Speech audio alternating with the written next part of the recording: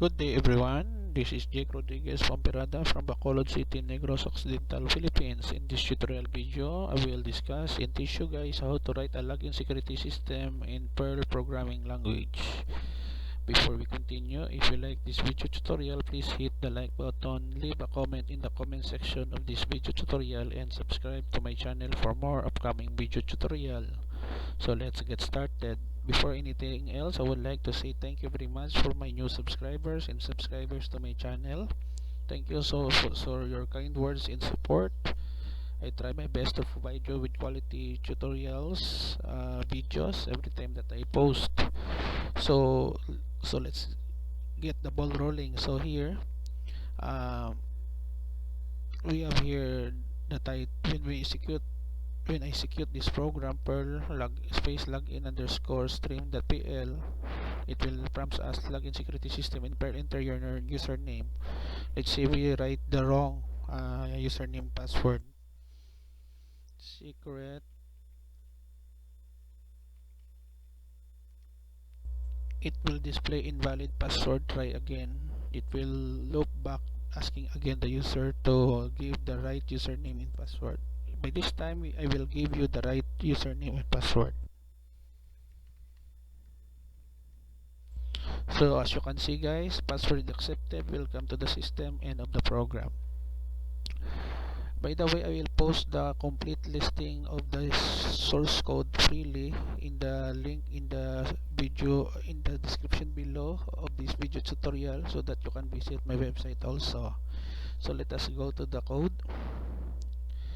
So here I have here the comment that I wrote this program way back April, more than a month, April 8, 2020. I wrote this code for my book, that I try to publish. Hopefully, by God's grace, the title of the book is Introduction to Perl Programming. So we have here a function, a subroutine get password that will convert into asterisk when we type and then the enter key.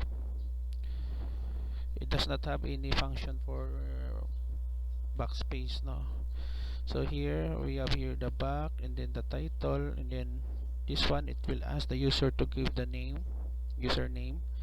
This one is the function using get password subroutine, and then this portion will convert the username and password into LC lowercase, and then we have here if statement,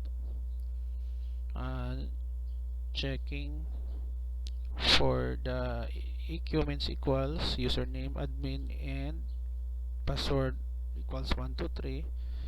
It will display if the username and password is correct. It will display message password is accepted, welcome to the system. Else if it is false, invalid password, try again, and then it will go back above. No, it will loop if the password and username is not correct, and then end of the program. So we have done already writing this discussing a login security system in Perl. If you like this video tutorial, please hit the like button, leave a comment in the comment section of this video tutorial, and subscribe to my channel for more upcoming video tutorials. Thank you guys for watching. This is Jake Rodriguez Pomperada from Bacolod City, Negros Occidental, Philippines. Until to the next video tutorial, bye bye for now.